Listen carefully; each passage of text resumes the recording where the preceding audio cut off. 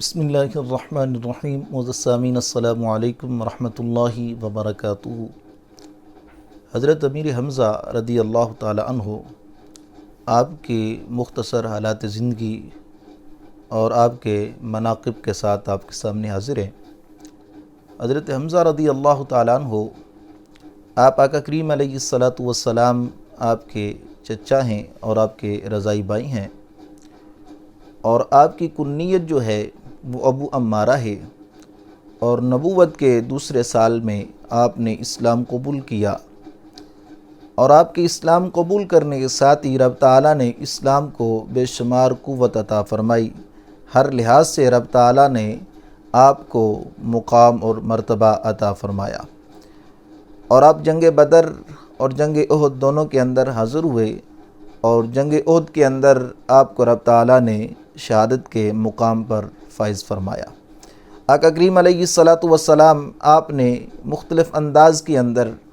حضرت حمزہ رضی اللہ تعالی عنہ آپ کی فضیلت کا اظہار فرمایا۔ آقا کریم علیہ الصلاۃ والسلام آپ بیان فرماتے ہیں، مستدرک حاکم کے اندر یہ روایت موجود ہے، حضرت جابر رضی اللہ تعالی عنہ آپ روایت کرتے ہیں کہ آپ بیان فرماتے ہیں کہ رسول اللہ صلی اللہ علیہ وسلم آپ نے ارشاد فرمایا، حمزہ سید الشہداء عند اللہ یوم القیامہ، کہ آپ بیان فرماتے ہیں کہ حضرت حمزہ رضی اللہ تعالی عنہ قیامت کے دن تمام شہیدوں کے سردار ہوں گے۔ اور اسی طرح ایک اور روایت جو مستدرک حاکم کے اندر موجود ہے،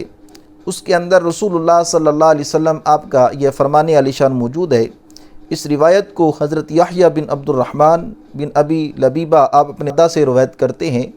آپ بیان فرماتے ہیں کہ رسول اللہ صلی اللہ علیہ وسلم آپ نے ارشاد فرمایا، قسم ہے اس ذات کی جس کے قبضہ میں میری جان ہے، اس ذات کے ہاں 7ویں آسمان پر لکھا ہوا ہے کہ حمزہ بن عبد المطلب اللہ کے شیر ہیں اور اللہ کے رسول کے آپ شیر ہیں۔ یعنی ہر لحاظ سے رسول اللہ صلی اللہ علیہ وسلم آپ حضرت حمزہ رضی اللہ تعالی عنہ آپ کی شان کا اظہار کر رہے ہیں کہ قیامت کے دن بھی رب تعالیٰ آپ کو سید الشہداء کا درجہ عطا فرمائے گا،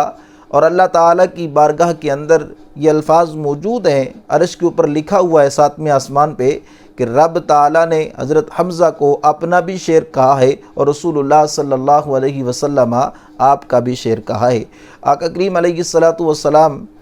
آپ کے یہ پیارے